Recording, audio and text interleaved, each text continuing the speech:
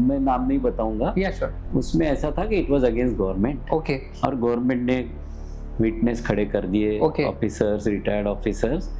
तो हमने अच्छी क्रॉस एग्जामिनेशन ली थी। अच्छा, but what if there is no clause of arbitration in the tender document? तो उस समय पे कॉन्ट्रैक्टर ने क्या करना चाहिए? रोड वर्क्स में टिपिकली जो डिस्प्यूट आते हैं वो आते हैं डीलेज के कारण। अच्छा। क्योंकि रोड वर्क में डीलेज होते हैं एंड डीले के कारण दो मेन कारण हैं, एक है लैंड एक्विजिशन और दूसरा है यूटिलिटी शिफ्टिंग। करेक्ट। 90% बोलते हैं लेकिन वो होती नहीं गवर्नमेंट के पोजीशन में काफी बार, क्योंकि काफी उसमें इश्यूज रहते हैं। कोई पार्टी बोलती है कि मेरे को पैसे दिए, मेरे भाई को नहीं मिले, आपने मेरे को लैंड के पैसे दिए, घर के नहीं दिए, तो I will not allow you entering. आज तक का हमारा ट्रैक रिकॉर्ड ऐसा है कि हमने जितने हैंडल किए, maybe from government side और this, we have a success rate of almost 100%. क्या आप हमें बताएंगे ऐसे कॉमन कुछ चैलेंजेस हैं जिसके वजह से आर्बिट्रेशन होता है? Yes, arbitration mainly construction industry में, और वो भी मैं mostly I have been working in the field of road works. Okay. तो रोड वर्क्स में टिपिकली जो डिस्प्यूट आते हैं वो आते हैं डीलेज के कारण। कभी कभी ये भी होता है कि you have to talk minimum, आप बहुत ज़्यादा बोलते हैं तो then you are unnecessarily putting more information within the hands of correct. Hello everyone and welcome back to Construct India with Tejas Sauti। आज इस हमारे सेकेंड एपिसोड में पॉडकास्ट के आज हमारे जो गेस्ट है ये एक बहुत ही स्पेशल गेस्ट है।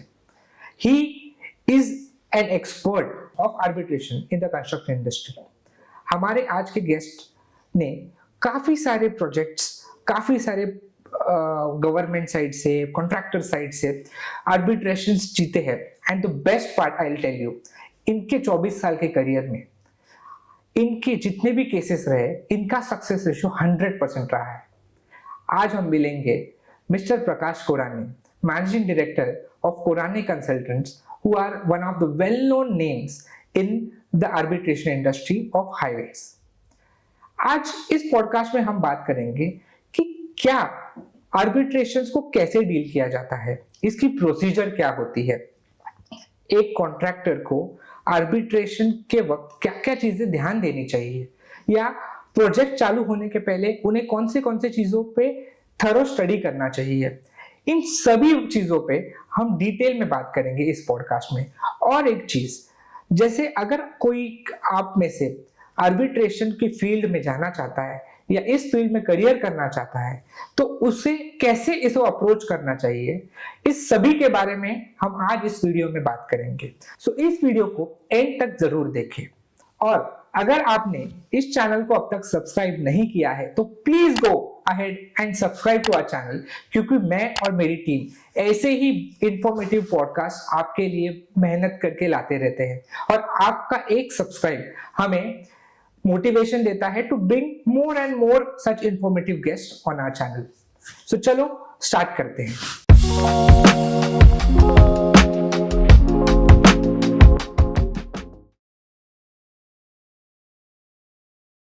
Hello sir, welcome to our podcast on construct India with Tejas Sauti. Thank you sir. मैं आपके बारे में जब पढ़ रहा था, so I saw that you had first started your journey as a government officer. Yes. And then now today you are an arbitration expert. So sir, please हमें बताइए आपका ये जर्नी कैसे रहा और आप कैसे इस फील्ड में आए? I started my career in PWD. Okay. I entered PWD through Public Service Commission, and then I was executive engineer. Okay. During my career as executive engineer, I was mostly involved into big projects like highways and buildings. Subsequently, I went on deputation to MSRDC, Maharashtra State Road Development Corporation. अब ये सब journey में I have handled big projects, तो बड़े contracts. Wow. So to name a few, जैसे first in the year 93 I did one project Nagpur Umred, which was funded by World Bank. Wow. And in those days a 70-kilometer road work used to be very big, a single project, and especially from World Bank funded project. And since it was funded by World Bank, World Bank had their own bidding documents like FIDIC and all that. Correct. So those documents had arbitration clauses. Correct. Subsequently, I went into MSRDC. Okay. उसमें I was handling 50 flyover project of Wow. Mumbai. उसमें भी there were big contracts. अच्छा. Each contract 30 crores, 40 crores. अच्छा. So in those days, in yeah. the year 97. 97. Nowadays, 1,000 crore contract is treated Yes. as a smaller contract. Correct. But all those contracts, I had a chance to go into those details, and then contractors also teach you lot of things. Yeah. So उसमें dispute आते हैं, and then I was handling those disputes from government side. Okay. So I faced some arbitration also. Correct. Fortunately, the results were, we were successful in defending the claims of contractor. तब से I got interested into this field of contracts and arbitration.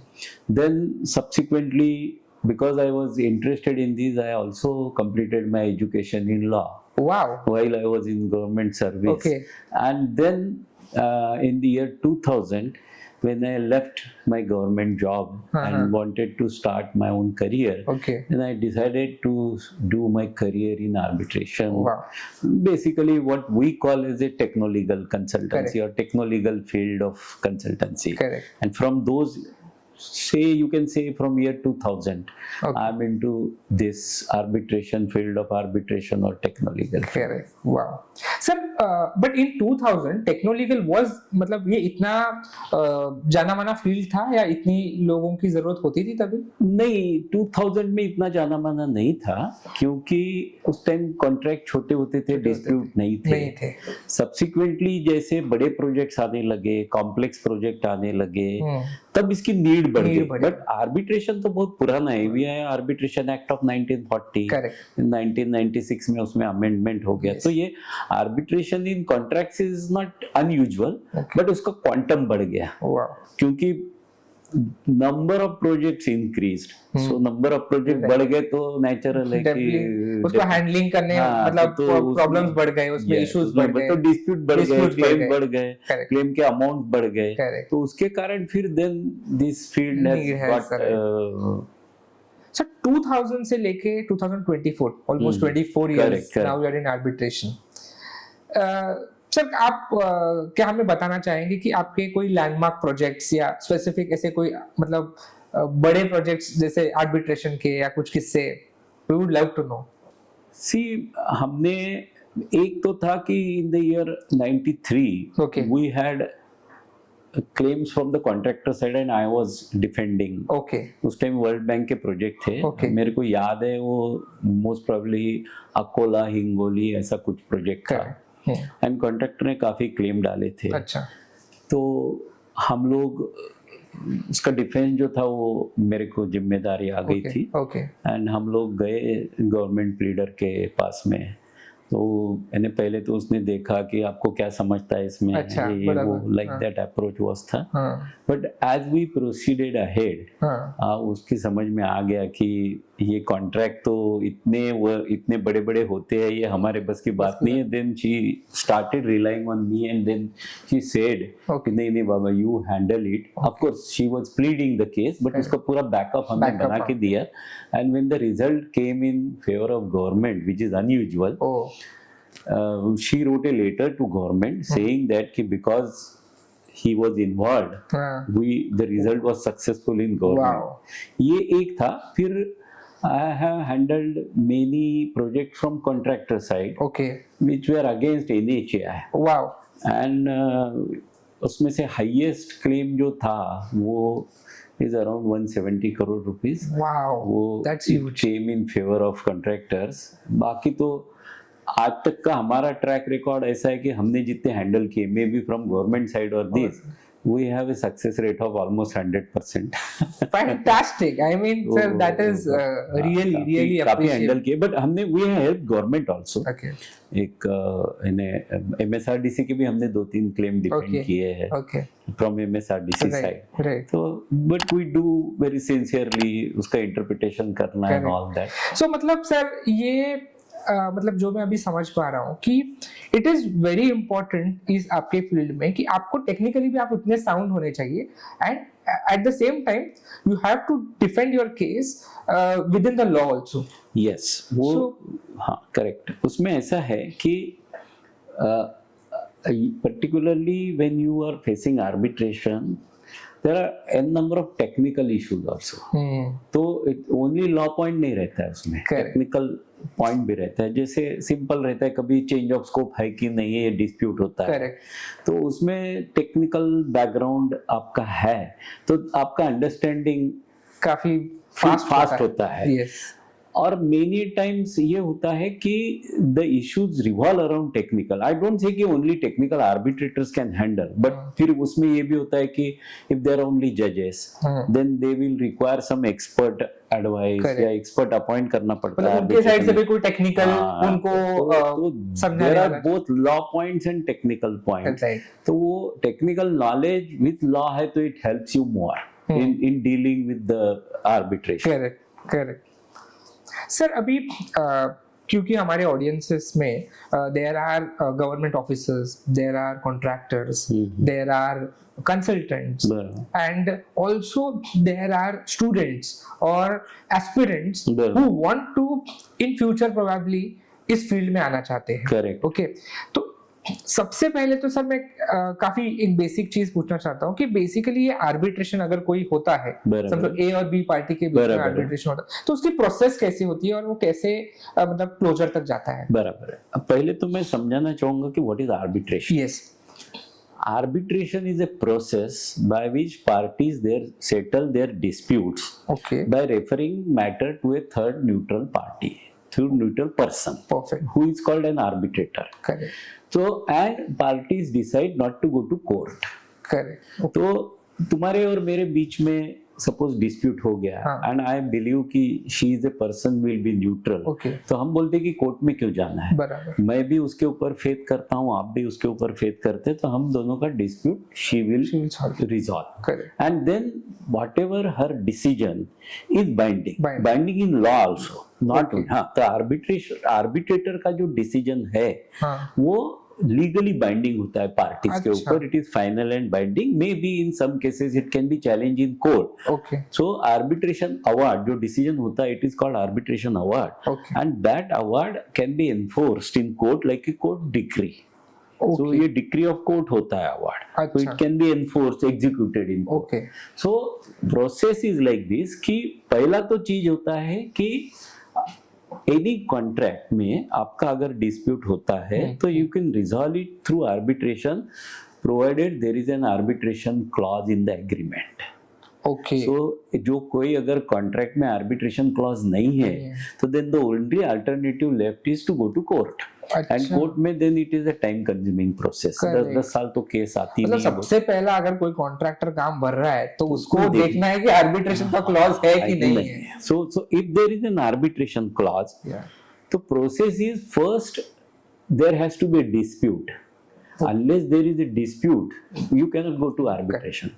तो dispute के लिए एक party दूसरे party को demand करती है, दूसरी पार्टी रिफ्यूज करती है वो डिमांड को. सिंपल है. मैंने तुमको बोला कि मेरे को तुमसे 1000 रुपए लेने हैं, तुम बोलते कि 1000 नहीं, मेरे से 500 ही बनते हैं. बराबर. तो this is the dispute of 500 rupees. Similarly in construction contracts तो कॉन्ट्रैक्टर सेज कि भाई मेरे को आपने बिल कम दिया, या मेरा ये चेंज ऑफ स्कोप है, या मेरा डिले के कारण मेरे को आप टाइम एक्सटेंशन दो. So there are an number of things where a party makes a demand, the other says कि no.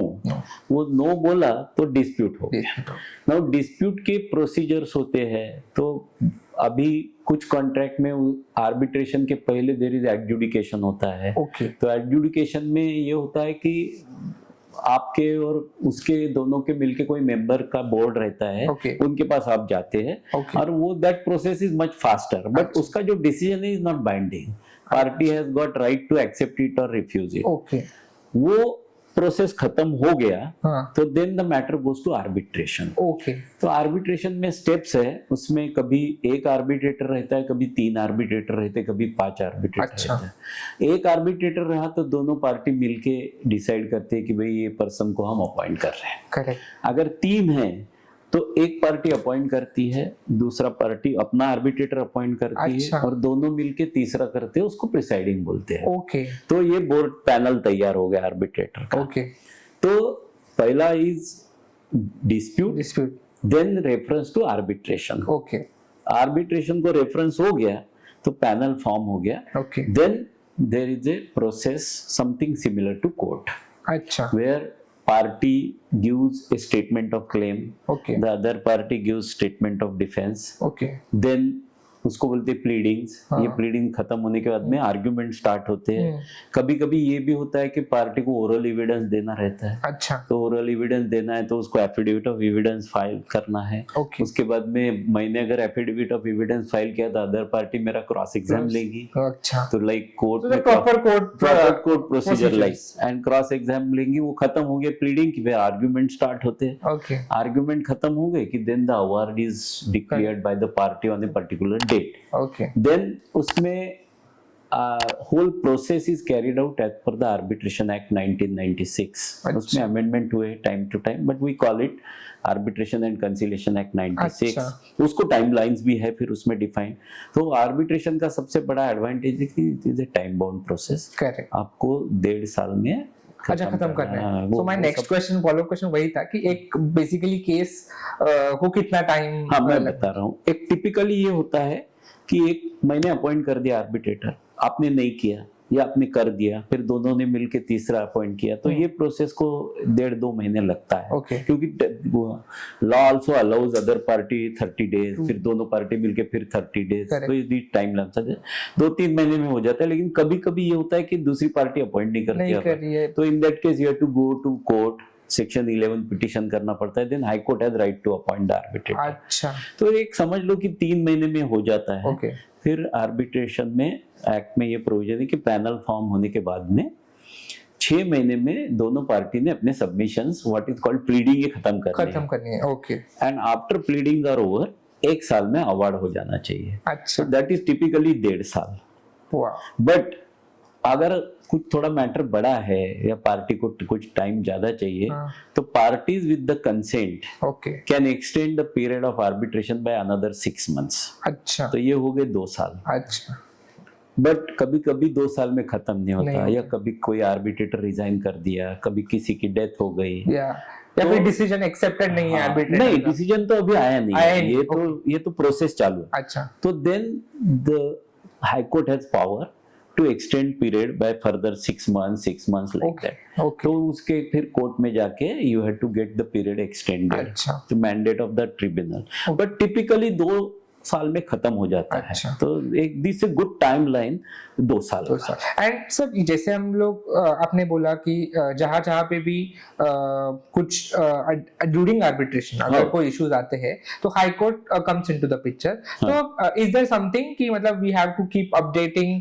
The high court about what are the updates या फिर क्या प्रोसीजर क्या स्टेप पे है? नहीं, हाई कोर्ट का intervention is minimum in the arbitration Okay. Process. एक होता है कि जैसे आपका डिस्प्यूट चालू हो रहा है, हाँ ट्रिब्यूनल अपॉइंट होना है अभी, लेकिन आपको ऐसा लगता है कि आपके कुछ इंटरेस्ट प्रोटेक्ट करने हैं, हाँ। डिपार्टमेंट आपकी बैंक गारंटी इनकैश कर लेगा या आपका कुछ पैसा काट लेगा। इन सच केसेस आपको सेक्शन 9 पिटिशन करना पड़ता है हाई कोर्ट में। ओके तो हाई कोर्ट उसके ऊपर डिसीजन देता so है। basically अगर if any of the one parties Hmm. ask for the intervention Yeah, from the high court then high court comes वो into the- एक होता है इंटरवेंशन। दूसरा, अगर आर्बिट्रेटर अपॉइंट नहीं हुआ नहीं हुआ तो कोर्ट इंटरफियर्स करता कि Okay. मेरे को अपॉइंट करके दो आर्बिट्रेटर, या 2 आर्बिट्रेटर है उनका अंडरस्टैंडिंग नहीं होता है प्रिसाइडिंग के लिए, Correct, correct. तो then also court can appoint. Correct. Third is after the award it can be challenge, but Okay. During process intervention बहुत नहीं है। There is no scope for court to intervene Intervene. Into arbitration proceeding. Okay. Jurisdiction वगैरह के ऊपर है कुछ, but still the tribunal itself has got to rule on the jurisdiction of the tribunal. वो challenge किया अच्छा। तो वैसा बहुत कम इंटरवेंशन होता है। Okay. और मेरा एक्सपीरियंस ऐसा है कि ऐसा बहुत very rarely the people approach court during the process. Arbitration. कम होता है कभी कभी। सर जैसे आपने स्टार्टिंग में कहा जो आपकी आर्बिट्रेशन की फर्स्ट प्रोसेस है लाइक कोई भी कॉन्ट्रैक्टर जब एक प्रोजेक्ट देखता है तो उसमें फर्स्ट ऑफ ऑल आर्बिट्रेशन का क्लॉज होना चाहिए। करेक्ट। तब ये पूरी प्रोसेस या आगे जो भी करना है वो हम कर सकते हैं। But what if there is no clause of arbitration in the tender document, तो उस समय पे कॉन्ट्रैक्टर ने क्या करना चाहिए? नहीं, अगर आर्बिट्रेशन क्लॉज नहीं है तो theoretically you cannot go for arbitration, क्योंकि other party can refuse. Correct. But उसमें अगर दूसरी पार्टी एग्री करती है तो even if there is no clause then further agreement of the parties matter can go to arbitration. कभी ये हो सकता है कि पार्टी बोलेंगी कि लिटिगेशन में बी कॉस्टलियर और longer time. Correct. But government के साथ ये थोड़ा डिफिकल्ट होता है। अच्छा। क्योंकि गवर्नमेंट विल से नहीं आप जाओ कोर्ट में। अच्छा। So if there is no arbitration clause, then theoretically yes, you have to go to courts. Then is there any provision कि कॉन्ट्रैक्टर गवर्नमेंट को मतलब एक बार काम मिलने के बाद प्रोबेबली बोल सकता है कि सर इसमें आर्बिट्रेशन क्लॉज इंक्लूड करो, या ऐसे कोई प्रोविजन है? ये प्रोविजन ऐसी कायदे की प्रोविजन नहीं है, लेकिन जैसे प्री बिड में है ओके हाँ, मतलब वी कैन रिक्वेस्ट एंड अगर एग्री होता है तो then the clause can be, even subsequently भी अगर दोनों पार्टी एग्री करती है तो। And anyways the clause can be और the arbitration clause can be beneficial from both the ways ना। मतलब कभी ऐसा भी हो सकता है कि गवर्नमेंट या जो इशूइंग अथॉरिटी है, कॉम्पिटेंट अथॉरिटी है, उनको जो कॉन्ट्रैक्टर है उससे इश्यूज हो या उसके काम से इश्यूज हो, वो कर सकते हैं, मैंने with the consent of the parties कर सकते हैं, लेकिन दोनों पार्टी एग्री होनी चाहिए। करेक्ट। सर अभी आपका जैसे जो टेक्निकल एक्सपीरियंस रहा है before 2000 after your civil engineering, plus आपके जो 2000 के बाद जो आपका आर्बिट्रेशन का करियर आपने स्टार्ट किया था, तो इन लास्ट 24 इयर्स में सर ऐसी कोई आप केस बताएंगे जो मतलब is very you think this is the best case, और व्हाट यू हैव समथिंग? सी ऐसे तो हर एक केस यूनिक होते हैं। ओके। हाँ, लेकिन मेरे को याद है कि यानी इट इज नॉट आर्बिट्रेशन, लेकिन एमएसआरडीसी में जब टोल शुरू हुआ था बॉम्बे का, करेक्ट, तब पीआईएल्स हुए थे बहुत। अच्छा। I think the Mumbai Pune Express was the first toll. ये भी एंट्री पॉइंट MEP काफी पब्लिक इंटरेस्ट लिटिगेशन हुए थे। अच्छा। उस टाइम भी गवर्नमेंट प्लीडर के साथ बैठ के वो एफिडेविट ड्राफ्ट करना, और फिर ये हुआ कि बॉम्बे हाईकोर्ट में डिसीजन। सर पीआई लिटिगेशंस मतलब क्या हुआ था एग्जैक्टली? लोगों ने बोला था कि आप टोल लोकेशन गलत है, आप टोल लगा रहे, फ्लाईओवर उधर बनाए, टोल इधर लगाया, फिर आप काफी उसमें इश्यूज रेज किए थे।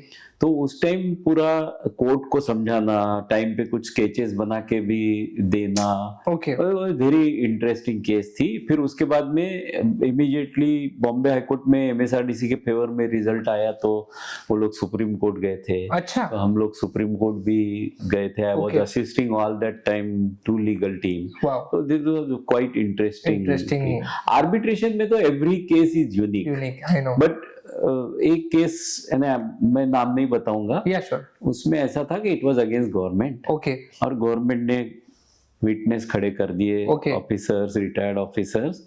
तो हमने अच्छी क्रॉस एग्जामिनेशन ली थी, तो उसमें उन्होंने कुछ मिस्टेक कर दिए, तो रिजल्ट मतलब जैसे हम लोग सर मूवीज में देखते हैं कि तो इसमें भी क्रॉस एग्जामिनेशन में कुछ ऐसा होता है।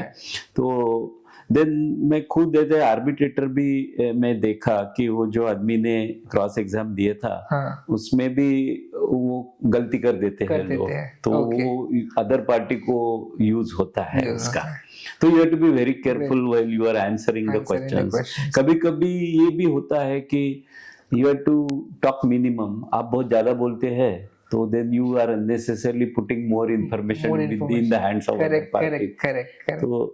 So it is लगभग एक कोर्ट केस के सिमिलर है। जैसे आप कोई कोर्ट केस है उसमें भी बोला जाता है कि कम बात करो, कम जितना पूछा है उतना ही बता दिया करो। यस, वो भी है। एंड देन आर्बिट्रेशन में आपको हर एक क्लास देख के पढ़ के उसका मीनिंग क्या होता है, and then you have to impress upon the arbitrators are very senior जजेस, तो उनको भी इंटरप्रिटेशन पढ़ना चाहिए, तुम जो बता रहे interpretation. So all those are very interesting things, and but उसमें आपको इंटरेस्ट होना चाहिए। जैसे आपको लॉ में फिर के एक वर्ड का भी मीनिंग क्या होता है, Right. क्यों। अच्छा, दूसरे साइड में भी सीनियर काउंसिल्स होते हैं, तो Yes, वो भी मीनिंग exactly. निकालते हैं, हमको Correct. मीनिंग बताना पड़ता है।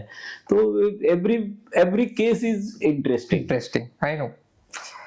सर, जैसे you primarily worked in the arbitration for this construction industry, या तो क्या आप हमें बताएंगे ऐसे कॉमन कुछ चैलेंजेस है जिसके वजह से आर्बिट्रेशन होता है? Yes, arbitration mainly construction industry में, और वो भी मैं mostly I have been working in the field of road works. Okay. तो रोड वर्क्स में टिपिकली जो डिस्प्यूट आते हैं वो आते हैं डीलेज के कारण। अच्छा। क्योंकि रोड वर्क में डीलेज होते हैं, एंड डीले के कारण दो मेन कारण हैं, एक है लैंड एक्विजिशन और दूसरा है यूटिलिटी शिफ्टिंग। करेक्ट। तो ये दोनों में जनरली डीलेज होते हैं। करेक्ट। वो डीलेज के कारण फिर कॉन्ट्रैक्टर बोलता है कि प्रोजेक्ट डिले हो गया तो मेरा नुकसान हो गया, तो आप मेरे को कुछ दो। Correct. There are certain provisions in the contract which says कि आपको इतना डिले देंगे, लेकिन वो जनरली मिलते नहीं है। ओके। वो एक डिस्प्यूट का कारण EOT जैसे होता है, एक्सटेंशन ऑफ टाइम होता है, वो एक मेन रीजन होता है डिस्प्यूट का। दूसरा रीजन ये होता है कि कुछ आइटम कॉन्ट्रैक्ट बोलता है कि ये मेरे स्कोप में नहीं है, so if I am doing it this is change of scope. Okay. Department बोलती है कि भाई आपको 25 कलवर्ट बनाने थे, 26 हवाईज बनाया है, तो ये आपके स्कोप में है। वो बोलता है कि नहीं, ये मेरे स्कोप में नहीं है, इट इज एक्स्ट्रा वर्क। या वो बोलता है या अलाइनमेंट चेंज हो गया तो मेरी क्वांटिटी बढ़ गई, लाइक दैट। सो ये change of scope is one, and delays, ये दो मेजर सोर्स ऑफ डिस्प्यूट है। फिर कभी कभी there are further like change in law हो गया, जैसे अभी कोविड में most of the works were delayed in covid period. तो अभी वो कॉन्ट्रैक्टर बोल रहा है कि कोविड में मेरे को चेंज ऑफ लॉ हो गया अपने कोविड के कारण, तो मेरे को नुकसान हो गया। उसमें भी काफी डिस्प्यूट्स आ रहे हैं, but basically delays. There are utility भी बोले तो डिले होता है, लैंड के कारण डिले होता है, चेंज ऑफ स्कोप में भी जल्दी डिसीजन नहीं तो डिले होता है। एंड देन कॉन्ट्रैक्टर बोलता है कि डिले के कारण मेरे ओवरहेड बढ़ गए, मेरी मशीनरी खाली रह गई, तो मेरे को नुकसान दो, भरपाई दो। तो ये their main source of dispute. Sir, अगर जैसे आपने बोला कि मेन सोर्स डिले है, okay, so what is the ideal situation कि आर्बिट्रेशन नहीं होना चाहिए? करेक्ट, क्योंकि that is not in the favour of the contract और द प्रोजेक्ट, क्योंकि उसके वजह से काम तो डिले होता ही है, फिर और कॉस्ट बढ़ जाती है, टाइम ओवररन, कॉस्ट ओवररन सब हो जाता है। सो व्हाट वुड यू, मतलब आपने अभी इतने सारे डिलेज देखे, इतने सारा आर्गुमेंट किया है, सुना है, इसमें आपका क्या कहना है कि ये जो मेजर कॉज है डिले का, और सेकेंडली लैंड एक्विजिशन का प्रोबेबली, इन पे सॉल्यूशन क्या हो सकता है कि ये नहीं हो? पहला है कि नॉर्मल केस में गवर्नमेंट बोलती है कि 90% लैंड जब तक हमारे पास नहीं है हम प्रोजेक्ट शुरू नहीं करेंगे, अपॉइंटेड डेट का कंसेप्ट है। बट प्रैक्टिकली ये होता है कि 90% बोलते हैं, लेकिन वो होती नहीं गवर्नमेंट के पोजीशन में काफी बार, क्योंकि काफी उसमें इश्यूज रहते हैं। कोई पार्टी बोलती है कि मेरे को पैसे दिए, मेरे भाई को नहीं मिले, आपने मेरे को लैंड के पैसे दिए, घर के नहीं दिए, तो I will not allow you entering, ये मुझे ये रेट मिला है, हाँ वो रेट मेरे को मंजूर नहीं, इन नंबर ऑफ इश्यूज। कभी कभी ये भी हो जाता है कि गलत हो जाता है लैंड एक्विजिशन, कभी थोड़ी सी लैंड चेंज हो जाती है। तो उसमें मेरा ये एक सिंपल सॉल्यूशन गवर्नमेंट ने ये करना चाहिए कि आपने 100% लैंड एक्विजिशन करना चाहिए पहले, ये 90% वाला हटा देना चाहिए। देन अगर 90 भी रखना है आपने, तो आप फेंस कर दो लैंड को। आपने जो पोजीशन में लिए लैंड, उसको फेंस कर दो ना, तो फेंसिंग के अंदर फिर कोई आएगा नहीं, there will not be any dispute. और अगर आप फेंस करने गए तो अगर कोई पार्टी बोलती है डिस्प्यूट है लैंड का, तो आपको करने नहीं देगा fence. As compare to project cost 1000-2000 crore का प्रोजेक्ट कर रहे हैं, तो फेंसिंग का कॉस्ट कितना होगा? तो सिंपल है, आप फेंस करके कॉन्ट्रैक्टर को आरओडब्ल्यू मार्क कर लो एंड फेंस कर दो, क्लियर आरओडब्ल्यू क्लियर, तो फिर ये डिस्प्यूट एक मिनिमम हो जाएगा। दूसरा ऐसा है कि दूसरे डिस्प्यूट होते हैं चेंज ऑफ स्कोप के। तो चेंज ऑफ स्कोप में भी you have to improve on the quality of DPRs, so that there are less changes at the time of execution. Correct. तीसरा होता है कि आप जब प्रोजेक्ट डील करते हो, रोड प्रोजेक्ट बड़ा, तब थोड़ा तो भी पब्लिक कंसल्टेशन होना चाहिए। तो लोगों की जो डिमांड है, मेरे को यहाँ पीयूपी चाहिए, वीयूपी चाहिए, फुट ओवर ब्रिज चाहिए, या आपका लोकेशन ठीक नहीं है, लाइक दैट, वो कम करो। सो ये 2-3 चीजें अगर आप करोगे तो डिस्प्यूट कम हो जाएंगे। सो बेसिकली सर आप कहना चाहते हैं कि जो प्लानिंग स्टेज है, प्लानिंग स्टेज, इसके ऊपर हमें ज्यादा फोकस करना चाहिए। करेक्ट। तो you can plan for longer time, do execution in smaller time. आप में यहाँ उल्टा होता है, you plan shorter time and do execution. हमारे यहाँ पे सर डीपीआर 6 महीने में खत्म हो जाते हैं। हाँ, तो वो डीपीआर स्टेज में थोड़ा scrutiny and quality of DPR. Okay. ये सी अभी क्या होता है कि हम लोग एक डीपीआर करते हैं, फिर कॉन्ट्रैक्टर उसका डिटेल डिजाइन करता है, उसमें भी it is like DPR. Correct. तो ये क्यों होना चाहिए? If you do in lot of countries बाहर एक ही बार डिजाइन होता है, एक ही, एंड वो डिजाइन लास्ट स्क्रू तक डिजाइन होता है। हमारे यहाँ क्या है कि हम लोग उसको हर बार चेंज करते हैं। एक बार यानी कुछ कंट्रीज में ऐसा है कि अगर डिजाइन ऑफिस से ड्राइंग इशू हो गया और वो डिजाइन ऑफिस में वापस आ गया क्लैरिफिकेशन के लिए, then it is an insult. इतना लास्ट स्क्रू तक डिजाइन होता है, देन साइट के ऊपर डिस्प्यूट कम आएंगे, because you know what you want to do. Correct, correct.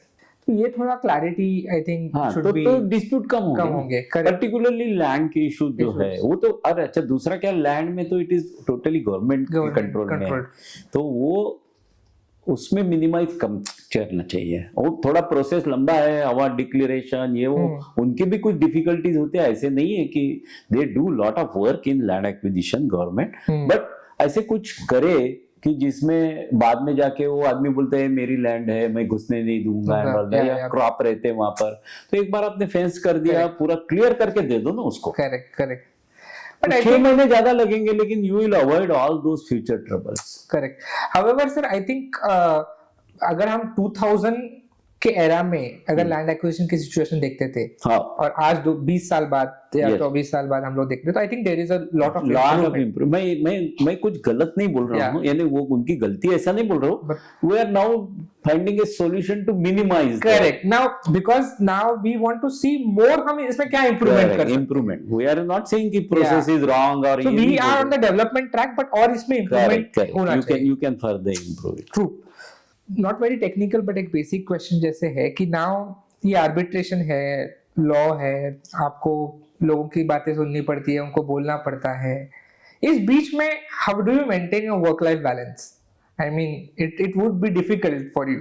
नहीं, ऐसा है कि एक तो तुम्हारे इंटरेस्ट का फील्ड है, सपोज, तो then you enjoy your work also, that is one issue. Secondly, I like travelling. अच्छा, I like travelling very much. तो ये बहाने I go to various places. जैसे कॉन्ट्रैक्टर के theoretically we are not supposed to go on site, because हमने तो बोल दिया कि हम टेक्निकल नहीं देखेंगे, we will see only your contractual aspect. Correct. But फिर many time the record is on site, या साइट के लोगों को भी कुछ डिफिकल्टी होती है। Correct. तो इसलिए we go to different site. Correct. तो वो हिसाब से then I travel. तो वो बहाने then you see people, you meet people, you see different parts of India. I traveled all over world. Okay. So that is one of my passion. So अब वो वहाँ जाके वहाँ का भी इंफ्रास्ट्रक्चर देखते हैं। तो one is interesting area field, and थोड़ा सा फील्ड ऐसा है कि sometimes it's reading, sometimes it is drafting, it's always learning more and more, नई चीजें, और नए केसेस पढ़ने को मिलते हैं। then you arbitration एक्ट आ गया तो वो पढ़ो। Correct. and then इतर लाइफ में थोड़ा वो रिलैक्सिंग इसलिए है कि you can do something from home also. Some days you are at home reading. So that way you maintain your but only those people who want to do career in this field is you must have an habit of reading. And reading between the lines. Very true. Is very important. Very true. So क्योंकि एक simple I will just give कि article 14 है equality का या 19 है, correct. तो उसके कितने साल से इंटरप्रिटेशन चल रहे हैं, every time new interpretation comes, तो that way also in a particular contract you can always develop an habit of interpreting a particular clause, so that helps. तो जो कोई जिसको करियर करना है he has to read. Sir अभी आपने वो बात बोली है, तो I would like to ask this question for all our aspirants or all our audiences जिन्हें इस फील्ड में करियर करना है, तो what would be the right way अगर किसी को आर्बिट्रेटर बनना है एक कंस्ट्रक्शन इंडस्ट्री में या किसी की भी इसमें, तो what would be the right way to go ahead? See, पहला चीज he has to be thorough in reading the contracts. Okay. He must be very conversant with contracts. Okay. उसका हर क्लॉज क्या है, उसका मीनिंग क्या है, that is one. He may not be a law graduate, but he has to have some basic knowledge of Contract Act, Arbitration Act, Evidence Act. Okay. ये 2-3 चीजों का knowledge होना चाहिए, इन द सेंस कि मालूम तो भी होना चाहिए कि व्हाट इज आर्बिट्रेशन एक्ट है। करेक्ट। तीसरा ऐसा है कि you have to be very good in drafting. और आज मैं जो देखता हूँ लोगों को, people do not have those skills drafting. Correct. तो वो ड्राफ्टिंग का एक हैबिट होना चाहिए। ठीक है, आपकी इंग्लिश अच्छी नहीं है, लेकिन आजकल there are an number of tools where you can use, but you must have a habit of drafting. So reading and drafting, ये 2 आर वेरी इंपॉर्टेंट चीज है। फिर बाकी जो कायदे का नॉलेज है ये, एंड देन फिर थर्ड आता है case laws. Here you read previously decided cases and all, but that is a further आगे, मतलब to start with ये 2 चीजों से, तो basically first is reading a contract। यानी आपको फटाक से मालूम होना चाहिए 13 में COS है, 15 में चेंज इन लॉ है, लाइक दैट। आधी रात को कोई उठा दे आपको, तो एंड देन आपको रीड करने की हैबिट होनी चाहिए कि क्या लिखा है, एंड देन लेटर ड्राफ्टिंग, क्योंकि होल थिंग बाद में जाके सब लेटर ही काम में आता है। Correct. So you have to have good English, good drafting. ये सब होने चाहिए। The good way to articulate your thoughts on the paper. Correct. And दूसरा की रिकॉर्ड मेंटेन करने की हैबिट होनी चाहिए। तो वो थोड़ा सा those who want to do career in this, थोड़ा स्किल जॉब है, लेकिन it's very demanding. मेरे ऑफिस में जितने लोग आके चले जाते हैं 6 महीना साल भर काम करके, but they are all in good position in some big companies. That's great. Sir आपने अभी ये बात कही about record maintaining and drafting. Sir अभी लॉट ऑफ द कॉन्ट्रैक्टर्स जो मिड साइज है और स्मॉल साइज कॉन्ट्रैक्टर्स, जो बड़े बड़े फर्म्स हैं जैसे L&T है, बड़े बड़े जो भी कंपनीज हैं, they have their own departments specially to handle this area, the correspondence और the legal techno legal area. But जो मिड साइज कॉन्ट्रैक्ट्स है, इनके पास ऐसा कोई टीम नहीं है, ना ही कोई है कि जो ये हैंडल करे। तो what suggestion would you like to give to this contractors? नहीं, उनके लिए they can have external agencies. Okay. जैसे हम लोग करते हैं कि हम लोग उनकी टीम जो रहेगी, एक एटलीस्ट एक कोऑर्डिनेटिंग पर्सन रहेगा, उसको हम लोग गाइड करते हैं कि कैसे लेटर लिखने चाहिए, क्या रिकॉर्ड मेंटेन करना चाहिए, क्या मंथली प्रोग्रेस रिपोर्ट में क्या इंक्लूड होना चाहिए, क्या नहीं होना चाहिए, क्या नहीं लिखना चाहिए, ये भी इम्पोर्टेंट। इतना डिटेल भी आप बताते हैं, क्या लिखना चाहिए ये भी बताते हैं और क्या नहीं लिखना चाहिए ये भी बताते हैं। करेक्ट। तो both the things we teach them and we guide them. तो छोटा कंपनी है, उनको बराबर है वो बड़ा कॉन्ट्रैक्ट मैनेजर रखने का, कॉस्टिंग में भी नहीं बैठा, but we handle their projects. तो हम लोग उनको गाइड करते हैं, या उनका एक आदमी रहेगा, उसको हम बताएंगे कि ये इसका मीनिंग क्या होता है, ये तुम डिमांड करो, ये नहीं करना चाहिए, like that we guide this. क्योंकि बहुत सारे केसेस में सर मैंने देखा है कि ऐसे जो मिड साइज कॉन्ट्रैक्टर्स है, जब तक they don't land up into a situation, correct, ऐसी वाली जहाँ पे आर्बिट्रेशन या मतलब कुछ अभी डिस्प्यूट हो गया है कि वो एक कह रहे हैं, बी पार्टी कुछ और कह रही है, and there is no resolution coming, तो दे डोंट नो आगे क्या करना है, बराबर, and there is no back data also to support what they are saying. So I think this is a very important point आपने जो कहा है कि इट इज एक कॉन्ट्रैक्ट में और unfortunately I think this is a very neglected part by the mid-sized contractors कि correspondences और record keeping को इतना ध्यान नहीं दिया जाता है, but this is like an insurance probably. Yes. It will save you at the time of some calamity. क्या होता है कि आप रिकॉर्ड रखो, करस्पॉन्डेंस रखो, at the end of the project it is your decision whether you want to go ahead with the dispute और नॉट. आपने लॉस नहीं है, और if you don't want to go, yes, but अगर आप जाना चाहते हो तो then in that case you have nothing, क्योंकि हम लोग उसको बोलते हैं paper trail. So you have to leave a paper trail when you are doing the work, that helps you. तो वो बिल्डिंग अप नहीं है. तो आपने कितना भी बोला बाद में यार मेरे को लैंड का प्रॉब्लम था, तो but if there are no paper the other party is going to say कि there is no correspondence from that side. And दूसरा क्या होता है, आपको राइट टाइम पे राइट चीजें डिमांड करनी होती है डिपार्टमेंट से. सर मेरे पास तो ऐसे बहुत क्वेश्चंस है, एंड आई थिंक आपसे जो नॉलेज जो आज हमें मिल रहा है, I don't think I can justify in this an half an hour podcast और एक घंटे के पॉडकास्ट में. सर मैं एक लास्ट क्वेश्चन आपसे पूछना चाहूँगा.